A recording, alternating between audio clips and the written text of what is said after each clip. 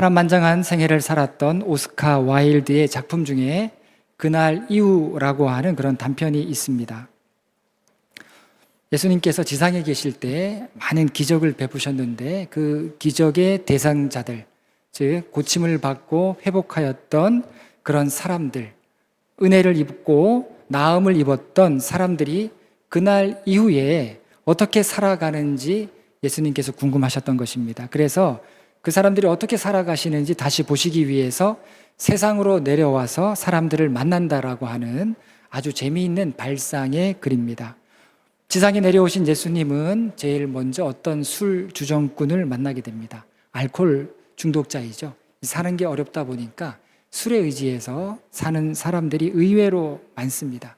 제가 예전에 프랑스에 한번 갔더니 프랑스 감리교 목사님이신데 거기는 뭐 와인을 물처럼 마시니까 거의 식사 때마다 와인을 이렇게 마시는 것을 제가 본 적이 있습니다. 알코올 중독자를 만난 거예요. 손발이 심하게 떨리고 있었습니다. 그래서 예수님께서 그 사람에게 어떻게 이 지경이 되었습니까? 라고 그렇게 묻습니다. 술 주정꾼이 예수님을 가만히 쳐다보더니 나를 고쳐주신 예수님이시군요. 내가 절름발이었을 때 당신은 나를 고쳐주셨습니다. 라고 말하면서 자기 신세 한탄을 하는 겁니다. 내가 절름발이었을 때에는 구걸해서 먹고 살 수 있었습니다. 사람들이 나를 동정해서 나에게 먹을 것을 주었습니다. 그런데 몸이 성하고 난 다음에 두 발로 다니면서는 얻어 먹을 수도 없고 빌어 먹을 수도 없었습니다. 그리고 마음에 맞는 일을 찾기도 힘들었습니다. 결국 방황하다가 이렇게 술꾼이 되었습니다. 라고 깊은 한숨을 쉬면서 말합니다. 예수님께서는 이번에 갈릴리로 가십니다. 거기 가보니까 피투성이가 되도록 서로 죽도록 싸우는 그런 사람들을 만납니다. 예수님께서 싸움을 말리니까 그 중에 한 사람이 예수님을 알아봅니다.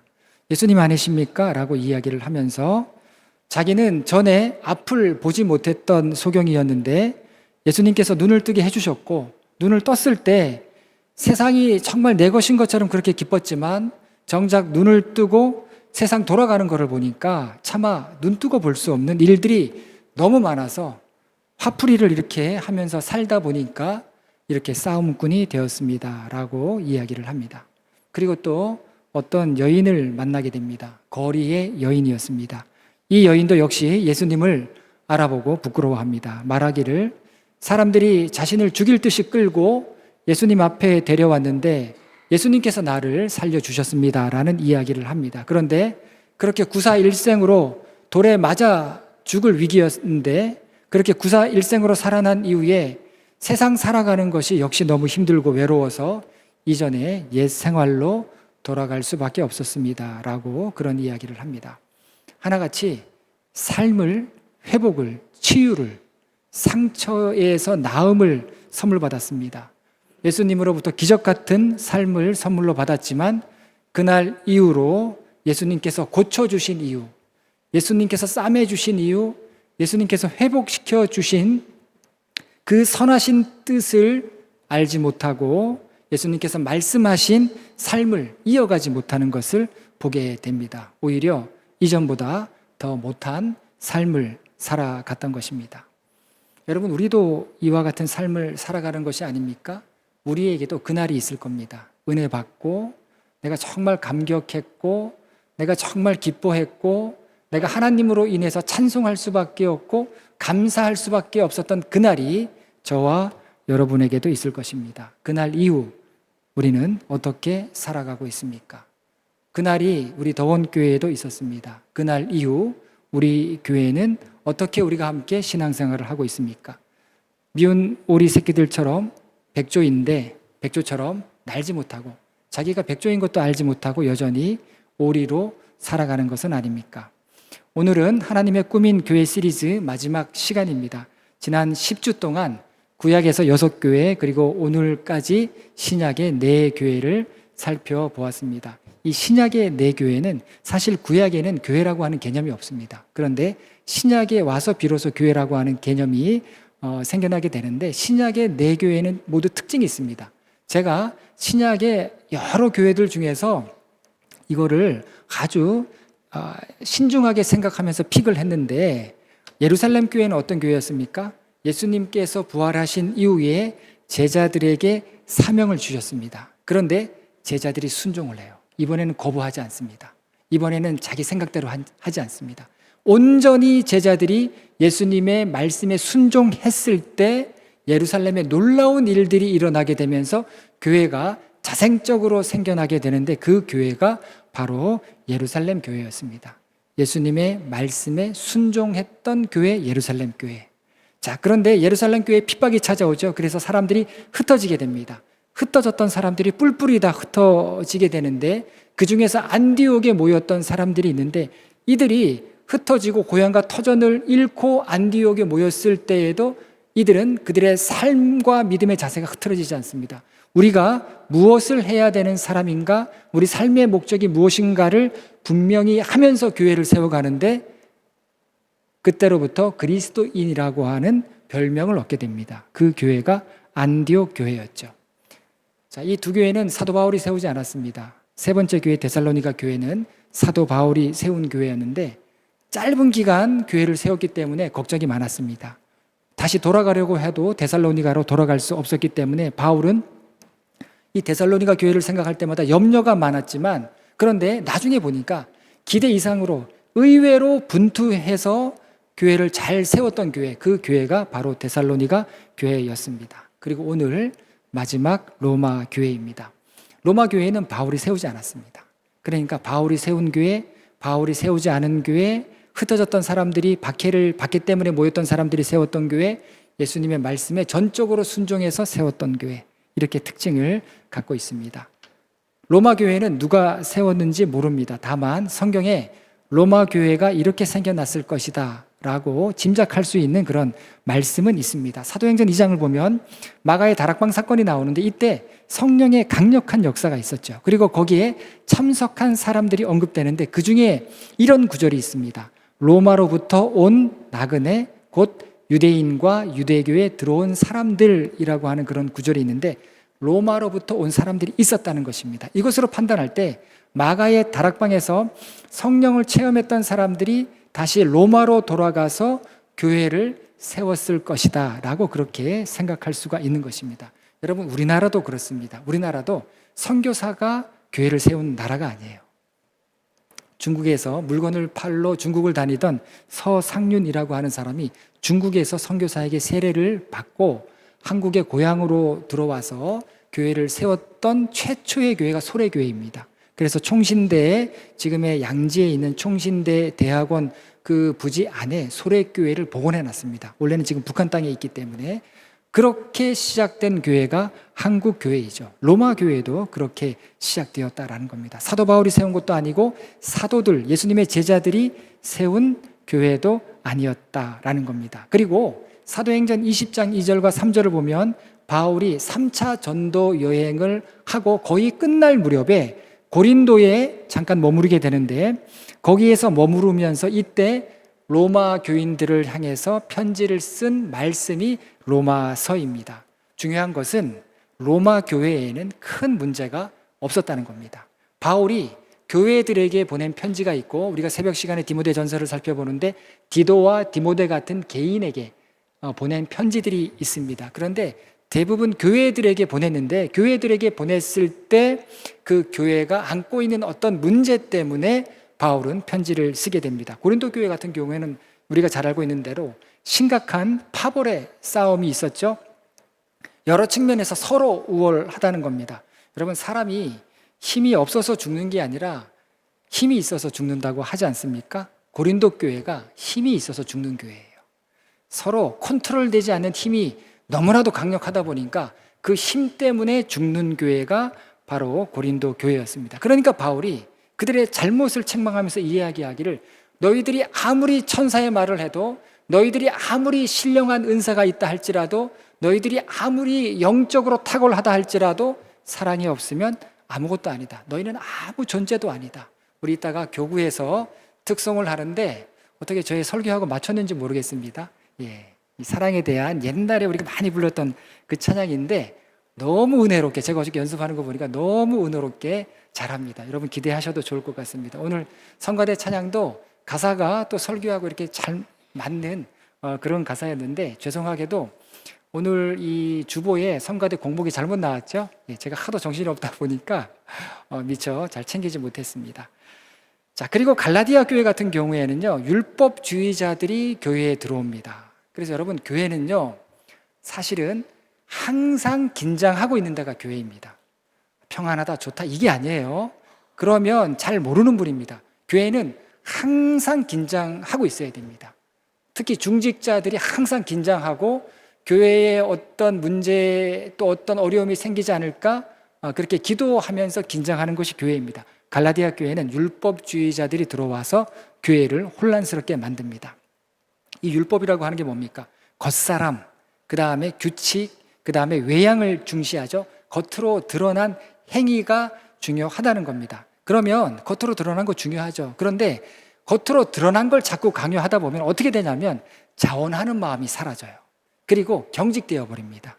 여러분, 교회는요, 성령의 역사가 있고 성령의 자유함이 있는 굉장히 역동적인 곳입니다. 그런데 이 율법이 강조되면 자원함이 사라지게 되는 거죠. 역시 죽어가는 교회가 되는 겁니다. 그랬을 때 바울이 뭐라고 이야기합니까?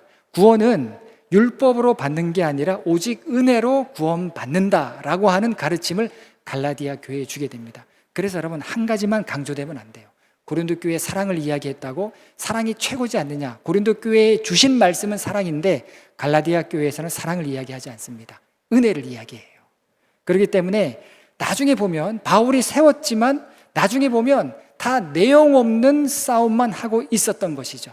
그러니까 바울이 끊임없이 편지를 쓰고 그리고 1차 전도 여행 때 다녀갔던 교회를 다시 2차 전도 여행 때 돌아보고 3차 전도 여행 때 다녀갔던 곳을 또 다시 한번 머무르면서 돌아보고, 성경에는 3차 전도 여행까지 나오는데 학자들은 바울이 5차 전도 여행까지 했을 것이다 라고 그렇게 이야기합니다. 성경에 그런 흔적들이 또 나오고 있는 것을 보게 됩니다. 계속해서 돌아볼 수밖에 없었던 것입니다. 그런데 로마 교회는 그런 문제가 없었죠. 물론 아주 없었다라고 할 수는 없습니다.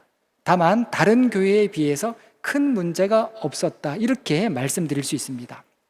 자, 무엇보다 이 로마 교회는요, 잘 화합하는 그런 교회였습니다. 로마서 16장에 보면 16장 전체에 사람들의 이름만 많이 나오는 것을 보게 됩니다. 그 이름들 가운데 누가 있었냐면 로마 교인들이 있었어요. 바울이 로마서를 쓰면서 로마 교인들의 이름을 불러줍니다. 28명의 이름이 나오는데 그 중에 26명이 로마 교인들이었어요.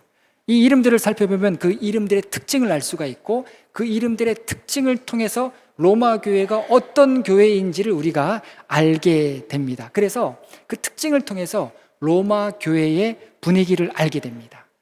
자, 그 이름을 살펴보면요, 그 이름의 4분의 3 정도는 로마 사람이 아니에요. 로마인이 아닙니다. 동방의 이름이에요. 그러니까 지금의 터키나 이스라엘이나 그쪽 지역 사람들의 이름이었다라는 겁니다. 이것이 의미하는 것이 뭐냐면 로마에 살던 사람이 아니라 동방 지역에 살다가 로마로 이주한 사람들이라는 것을 알게 됩니다. 그리고 28명의 실명 중에서 5명은 유대인입니다. 브리스길라와 아굴라는 사도행전에도 나오니까 여러분 잘 아실 거고, 그리고 바울이 나의 동족이라고 표현하는 그런 사람들이 나오는데 나의 동족이 유대인입니다. 안드로니고, 유니온, 헤로디온 같은 사람이 유대인이죠. 그러니까 동방에서 이주해온 사람들 중에 유대인이 있었고 그리고 헬라인들이 있었다라는 겁니다. 유대인과 헬라인이, 바울도 없었고 예수님의 제자 사도들도 없었는데 이들이 자발적으로 모여서 교회가 되었다? 유대인의 입장에서는 절대 그렇게 할 수 없는 일이에요. 그런데 이들이 함께 모여서 교회가 되었다라는 겁니다. 그리고 신분의 차이가 납니다. 이들 중에 다수는 노예이거나 노예의 후예인 것이 이름을 통해서 밝혀지는데 28명의 실명 중에서 11명이 그렇습니다. 그런데 로마서 16장에는 어떤 표현이 나오냐면 누구누구 권속에게 속한 자들에게 문안한다라고 하는 그런 말씀도 나오고, 또 누구누구의 가족 중에서 주 안에 있는 자들에게 문안한다라고 하는 표현이 나오는데 이 표현이 다 노예들, 종들에게 바울이 인사했던 표현들입니다. 본속이라는 말, 가족 중에 주 안에 있는 자라고 하는 말, 다 그 주인이 데리고 있던 노예들에게 인사했던 표현이라는 것입니다. 그러니까 로마서 16장에는 실명으로 확인된 노예이거나 노예의 후손보다도 더 많은 노예와 노예의 후손들이 로마 교회에 있었다라는 것을 알 수가 있는 것입니다. 뿐만이 아니라 26명 중에 남성은 18명이고 여성이 8명입니다. 여러분, 이곳으로 볼 때 신분의 차이가 굉장히 있었고, 지역적인 차이도 있었고, 인종적인 차이도 있었고, 그 다음에 종교적인 차이도 있었음에도 불구하고 여기에 대한 구분 없이 예수 안에서 아름다운 믿음의 공동체를 이루고 있었던 교회, 그 교회가 바로 로마 교회였다라는 것을 우리가 알게 됩니다. 이런 로마 교회에 대해서 바울이 로마서 15장 14절에서 이렇게 이야기합니다. 내 형제들아, 너희가 스스로 선함이 가득하고 모든 지식이 차서 능히 서로 고나는 자임을 나도 확신하노라. 자, 바울이 로마 교회에 대해서 스스로 선함이 가득했다. 누가 가르쳐서 그렇게 했다는 게 아니에요. 바울이나 베드로나 누가 와서 너희들 선해야 된다 이렇게 해서 선한 게 아니라 자신들이 스스로 선한 일을 하고 선한 말을 하고 선한 행동을 해서 잘 합력했던 그런 교회였다. 그런 소문이 자자했다라고 하는 그런 의미가 되는 겁니다. 어떤 권사님께서 저에게 우리 교회는 이제 벽돌 한 장 올려놓았다고, 이제 3년 됐는데 이제 벽돌 한 장 올려놓은 교회이다 라고 저렇게 말씀을 하셨는데, 그렇게 말씀을 하셨는데 저도 공감합니다. 이제 벽돌 한 장 올려놓았는데 이제 벽돌 2장 올릴 때 우리 교회는 어떤 교회가 되어야 할 건가? 저는 부흥하는 교회가 되게 해 주시옵소서, 크게 성장하는 교회가 되게 해 주시옵소서. 저는 그런 기도보다 오늘 이 로마 교회처럼 하나님, 우리 각자가 선한 마음을 갖고 선한 말을 하고 선한 행동을 하는 그런 교회 되게 하여 주시옵소서. 저는 그렇게 기도합니다. 그래서 제가 많이 말했던 말 중에 하나가 뭡니까? 선한 사역. 우리가 하는 일들이 선한 사역 되게 하여 주시옵소서. 사실은 선하지 않아요. 저도 그렇고 여러분들도 그렇고 우리가 강팍해질 대로 강팍해진 채로 여기 왔습니다. 미움이 가득하고 마음에 분노가 있고 옛날 일을 생각하면서 치를 떨던 모습으로 우리가 이 자리에 오지 않았습니까? 옛날 함께 신앙생활 했던 사람들 생각하면서 어떻게 그럴 수 있을까? 피해의식을 갖고 우리가 이 자리에 모이지 않았습니까? 주님께서 우리를 고쳐주셔야 돼요. 우리는 다 병든 사람입니다. 저도 병들었고 여러분들도 병들었고 저도 아프고 여러분들도 아프고, 선한 마음과 선한 말과 선한 행동이 있는 교회, 그렇게 기도하시기를 바라겠습니다. 여러분, 왜 그렇습니까? 선하지 않으면 열매가 하나도 없어요. 믿는 자에게 열매는 2가지가 있습니다. 성령의 열매와 육신의 열매가 있는데, 로마 교회는 스스로 선함이 가득하다고 했는데 이들이 성령의 열매를 맺었다는 뜻이에요. 여러분, 도덕적으로 바른 사람들이 있습니다. 인간적으로 사랑이 많은 사람들이 있어요.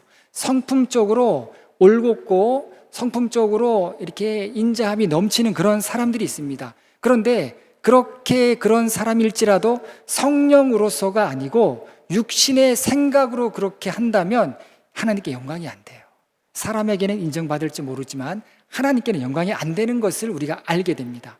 육신의 열매가 아무리 대단하고 훌륭하게 보일지라도 종국에는 육신의 열매로는 하나님을 기쁘시게 할 수 없고 사람을 기쁘게도 할 수가 없습니다. 결국 선한 열매란 주의 이름으로 행할 때, 내가 예수님의 이름 때문에 이렇게 살겠습니다. 내가 예수님의 이름 때문에 나를 쳐서 부인하겠습니다. 내가 예수님의 이름 때문에 이렇게 결단하겠습니다. 주님의 이름으로 행할 때 선한 열매가 나타난다라는 겁니다.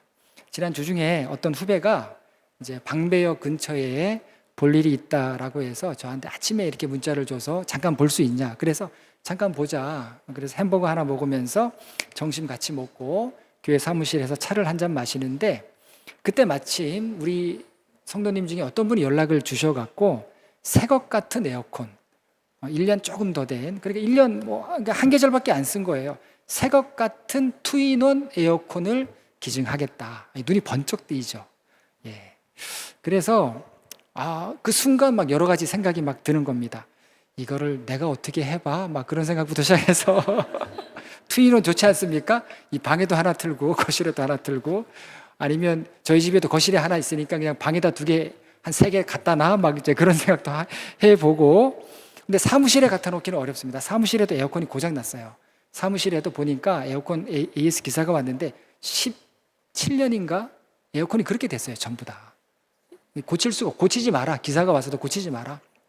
에어컨 지금 한 대는 완전히 고장 났고 한 대는 돌아가는 게 신기하다, 기사가 와서 보더니. 그런데 설치를 할 수 없는 게, 설치를 하면 저희 사무실이 아니잖아요. 그러니까 그거를 뭐 어떻게 할 수가 없는 거예요. 그래서 그 짧은 순간에 여러 가지 생각을 하다가 그 목사님한테, 후배 목사님한테 혹시 에어컨 필요하냐 물으니까 이 친구가 1초의 망설임도 없이 너무 필요하다고. 지금 더워서, 날씨가 얼마나 더웠습니까? 얼마나 푹푹 쪘습니까? 그동안에. 그러니까 망설임도 없이 1초의 여유도 없이 필요하다고. 목양실의 에어컨도 시원찮고 그리고 본당의 에어컨도 시원찮다. 오래돼서 잘 안 돌아간다. 이제 그렇게 이야기합니다. 그래서 마침 잘 됐다 이렇게 생각했습니다. 자, 그런데 가만히 생각해 보니까 그 교회가 서울이 아니에요. 그러면 멀리 보내야 돼요. 그러면 그거를 용달에 실어서 보내야 되고 또 설치를 해야 되고, 에어컨 잘못 설치하면 사는 것보다 설치 비용이 더 나올 수 있죠. 그 연결하다 보면. 그렇게 생겼습니다. 그래서 그 후배는 너무 좋아하면서 돌아갔어요. 에어컨 주는 줄 알고 이제 곧 오는 줄 알고 돌아갔는데 밤 되니까 제가 걱정이 되는 겁니다. 아, 실수했구나. 이게 또 이 말이 그냥 앞서 나가고 또 방정맞게 이렇게 실수했구나 하는 생각이 들어서 어렵겠다. 연락을 하려고 그렇게 마음을 먹고 있었는데, 그때 그분한테 또 연락이 온 겁니다. 지방 교회로 보내면 비용을 다 부담하겠노라고. 제가 그래서, 그리고 설치 비용까지 다 부담하겠다. 설치 비용까지 다 부담하겠다. 제가 너무 또 놀라운 거예요. 너무 놀랍고 너무 신기하면서, 야, 이런 에어컨 하나도 마음대로 사람 생각대로 하는 게 아니구나. 제가 굴뚝 같았어요. 진짜 굴뚝 같았는데 이런 것도 사람 생각대로 하는 게 아니구나 하는 거를 제가 다시 깨닫게 됩니다. 하나님께서 사람을 통해서, 선한 사람을 통해서 선한 사역을 하시는 게 있어요. 아무나가 아니에요. 하나님께서 선한 마음을 품고 선한 말을 하고 선한 행동을 하는 사람을 통해서 하시는 역사가 있다는 거예요. 이것이 선한 사역입니다. 여러분, 로마 교회가 선함이 가득하다고 했는데 선함이 가득한 교회가 되니까 어떻게 됩니까? 본문 8절을 보면, 먼저 내가 예수 그리스도로 말미암아 너희 모든 사람에 관하여 내 하나님께 감사함은 너희 믿음이 온 세상에 전파됨이로다. 선하게 사역을 하니까 로마에서 그 네로의 박해가 곧 다가올 것이고, 얼마나 어려웠겠습니까? 황제가 있는 도시, 신전이 있는 그런 도시에서 그렇게 믿음으로 선하게 사는 것이 쉽지 않았을 것인데, 그렇게 하니까 소문이 자자한 교회가 되었다라는 겁니다. 그리고 또 로마 교회는 모든 지식이 찾고 서로 권하는 교회라고 바울이 그런 표현을 씁니다. 여기서 지식이란 진리의 말씀을 의미하죠. 그리고 그런 말씀을 서로 권하는 교회, 서로 말씀을 나누고 말씀을 권면하는 그런 교회였다라는 겁니다. 여러분, 우리가 이렇게 모였을 때 여러분 어떤 이야기 하는지 많이 보세요. 모였을 때 말씀으로 서로 큐티하듯이 서로 권면하는 이야기를 많이 합니까? 아니면 밥 먹으면서 어떤 이야기 주로 많이 합니까? 다들 자기 주장과 자기 생각, 나를 이렇게 어필하려고 많이 하지 않습니까? 말씀으로 서로 권하는 교회는 드물어요. 말씀으로 서로 권하는 공동체로 만들려면요, 엄청난 훈련이 되어야 합니다. 그리고 무엇보다 겸손의 자세가 훈련되어 있지 않으면 누가 얘기를 해도 말씀으로 듣지 않습니다. 잠언 13장 15절을 보면, 미련한 자는 자기 행위를 바른 줄 여기나 지혜로운 자는 공고를 듣는다. 여기서 공고를 듣는다 하는 건 말씀을 듣는다라는 겁니다.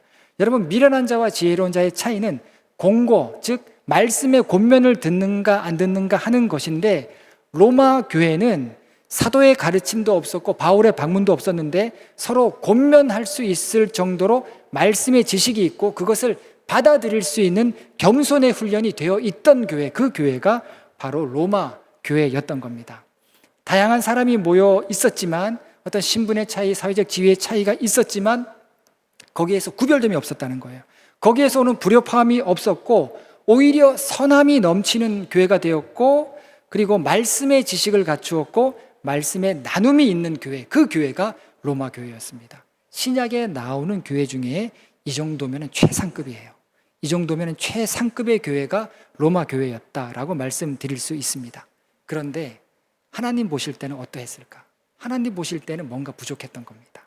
하나님 보실 때에는 사람이 볼 때 칭찬 듣는 교회, 소문난 교회, 선함이 가득한 교회, 말씀의 나눔이 있는 교회라 할지라도 하나님께서는 그 교회에게 전하고 싶었던 이야기가 있으셨던 겁니다. 선한 사역을 했던 바울을 통해서 하나님께서는 로마 교회와 그리고 오늘날 우리에게 꼭 들려주고 싶으셨던 말씀을 들려주시는데, 그 말씀이 바로 오늘 본문 가운데 있습니다. 이 로마서를 쓴 시점은 바울이 전도여행 수년 동안 한 6년 정도 걸렸죠. 계속 전도, 선교만 한 겁니다. 전도하고 선교만 했는데 그 여행을 다 마쳤어요. 엄청나게 힘든 일정이었고 지친 일정이었고 목숨이 2개도 아닌데 목숨을 내놓고 하는 그런 여정이었습니다. 이미 많은 교회를 세웠고 그 과정에서 수많은 일들을 겪었죠. 그러면서 바울이 깨달은 게 있었던 겁니다. 정말 교회를 세우는데 교회 질서를 바로 세우고 사람을 세우고 선한 사역을 하게 하고 교회 조직체를 갖추고 이런 일들을 바울이 다 했어요. 바울이 다 하고 또 많은 교회와 계속해서 수시로 또 연락하고 교제하는 가운데 정말 중요한 게 있구나, 이것을 깨달았던 겁니다. 모든 것이 다 중요하겠지만 정말 우리가 다시 돌아가야 될 곳이 있구나, 다시 들어야 할 것이 있구나 하는 것을 깨달았는데, 그게 뭐냐면 그게 바로 복음이라는 겁니다. 완벽하게 보이는 교회라 할지라도 다시 강조되어야 할 그런 근본과 기본이 있다는 거예요. 그거를 말하고 싶었던 겁니다. 그것이 복음이었다라는 겁니다. 그래서 15절에서 바울이 이렇게 이야기합니다. 그러므로 나는 할 수 있는 대로 로마에 있는 너희에게도 복음 전하기를 원하노라. 여러분, 이상하지 않습니까? 지금 로마 교회는요, 개척교회가 아닙니다. 그런데 바울이 너희에게 가서 내가 복음 전하기를 원한다라는 그런 표현을 하고 있습니다. 이미 어느 정도 갖춘 교회이고 다른 교회에 비해서 문제도 없었습니다. 문제가 없었다라고 하는 것은 말씀을 따라서 어느 정도 신앙생활 잘 하고 있었다라고 하는 것을 의미하는데, 바울은 거기에 만족하지 않고 너희에게 가서 복음을 전하기를 원한다라고 이야기합니다. 이 말은요, 복음으로 돌아가자는 의미예요. 우리가 복음으로 돌아가야 한다라고 하는 바울의 권면이었던 겁니다. 로마 교회가 아무리 소문난 교회, 합력하는 교회, 선한 사역을 하는 교회일지라도 항상 들어야 할 거, 늘 새겨야 할 거, 언제나 잊지 말아야 될 거, 그것이 바로 복음이라는 것입니다. 교회가 교회되기 위해서 다른 것을 아무리 잘하고 있다 할지라도 모든 성도 각자가 복음 위에 그 신앙이 기초해 있지 않으면, 복음 위에 그 삶이 세워져 있지 않으면 안 된다라고 하는 아주 중요한 가르침을 주고 있는 것입니다. 그리고 나서 16절과 17절에서 복음에 대한 핵심을 말합니다. 내가 복음을 부끄러워하지 아니하노니 이 복음은 모든 믿는 자에게 구원을 주시는 하나님의 능력이 됨이라. 먼저는 유대인에게요 그리고 헬라인에게로다. 복음에는 하나님의 의가 나타나서 믿음으로 믿음에 이르게 하나니 기록된 바 오직 의인은 믿음으로 말미암아 살리라 함과 같으니라. 자, 복음에는 하나님의 의가 나타난다고 했습니다. 하나님의 의가 중요한 거예요. 하나님의 의는 뭐냐면 내 지금 모습으로는 그렇게 안 됩니다. 그리고 내 마음으로도 안 되고 내 삶으로도 그렇게 할 수 없는데, 하나님 때문에 내가 하나님의 자녀가 되었다는 거예요. 내 의가 아니라, 내가 뭔가 잘나서가 아니라 하나님이 나를 자녀 삼아 주셨다는 겁니다. 이게 하나님의 의예요. 하나님의 의 때문에 내가 회복된 존재가 되고 내가 구원받은 존재가 되었다라는 겁니다. 그렇게 믿고 살아가는 거, 그것이 바로 구원받고 바르게 살아가는 삶이라는 겁니다. 이 16절, 17절 말씀을 공동 번역으로 읽으면 마음에 확 와닿아요. 제가 읽어드리겠습니다. 나는 그 복음을 부끄럽게 여기지 않습니다. 복음은 먼저 유대인들에게 그리고 이방인들에게까지 믿는 사람이면 누구에게나 구원을 가져다 주시는 하나님의 능력입니다. 복음은 하나님께서 인간을 당신과 올바른 관계에 놓아주시는 길을 보여주십니다. 인간은 오직 믿음을 통해서 하나님과 올바른 관계를 가지게 됩니다. 성경에도 믿음을 통해서 하나님과 올바른 관계를 가지게 된 사람은 살 것이다 라고 하지 않았습니까? 어떻게 사는지 모른다는 겁니다. 여러분, 우리가 돈 벌고 열심히 살면 잘 사는 건 줄 아는데 성경은 그렇게 이야기하지 않습니다. 다 중요합니다만 바르게 사는 방법이 있다는 거예요.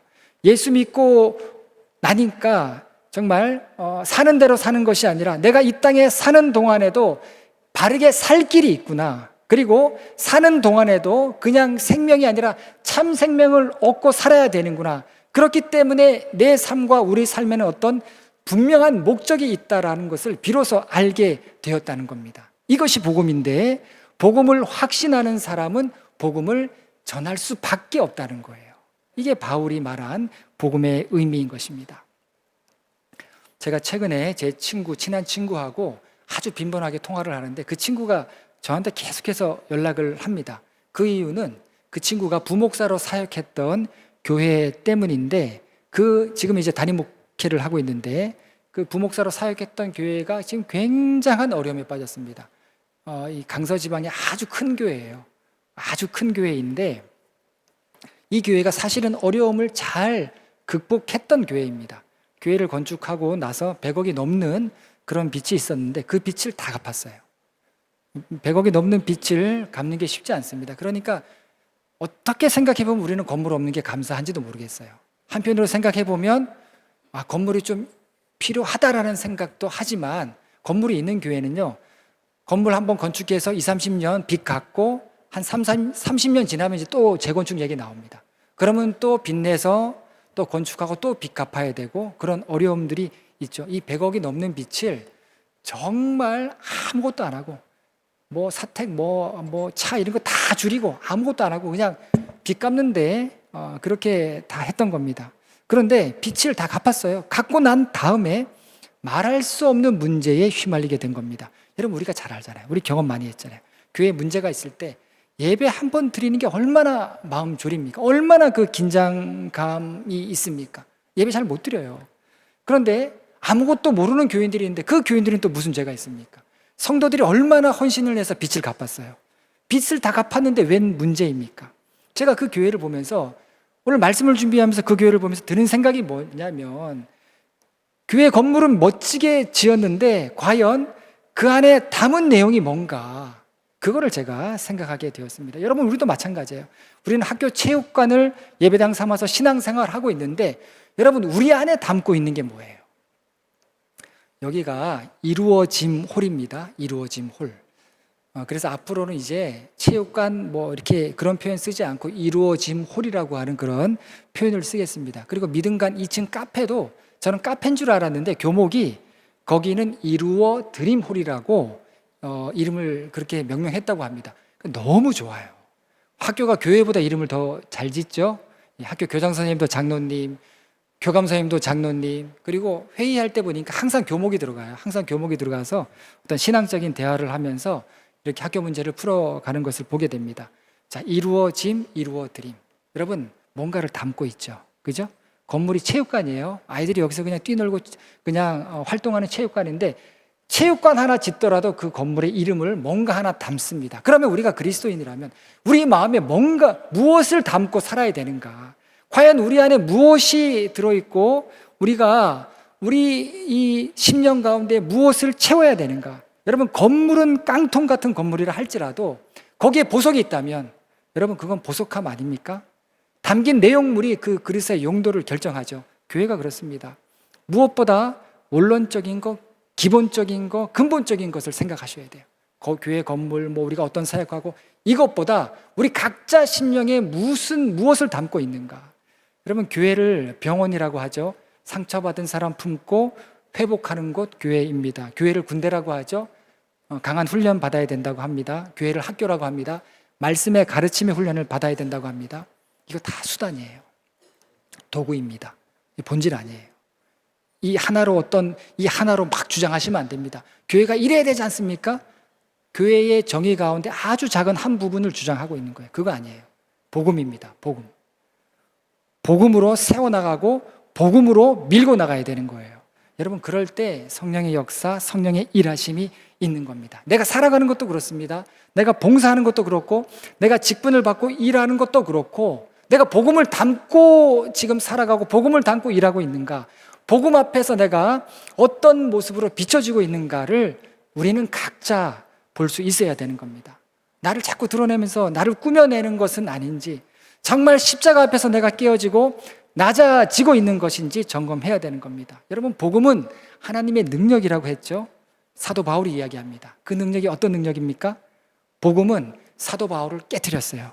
교회를 핍박하고 예수 믿는 사람을 죽이기까지 했던 사도 바울을 완전히 뒤집어 놓았습니다. 그래서 로마서에서 바울은 복음은 하나님의 능력이다, 바울이 그렇게 고백했던 겁니다. 교회가 성장한다는 것이 무엇입니까? 그 진정한 의미가 무엇이겠습니까? 복음을 듣고 하나님의 능력이 내 안에 역사해서 내 영혼 안에 내 삶의 변화가 나타나는 거예요. 복음으로 변화된 사람은 누가 뭐라고 하지 않아도 하나님께서 원하시는 일들을 찾고 하나님께서 기뻐하시고 사람도 기뻐할 만한 일들을 찾아서 할 수 있는 겁니다. 그렇기 때문에 여러분, 우리가 해야 될 가장 중요한 일들, 저는 벌써 2년, 3년 이렇게 내다보면서 뭔가를 지금 준비하고 계획을 하고 있는데, 여러분, 사실 그것도 껍데기입니다. 그게 중요한 게 아니에요. 정말 중요한 거, 우리 각자가 어떤 신앙을 갖고 우리 안에 과연 복음을 담고 우리 서로가 서로에게 복음이 불일 듯 일어나게 할 수 있는가. 진짜 복음은 목회자에게도 새신자에게도 중직자에게도 가릴 것 없이 모두에게 필요한 것입니다.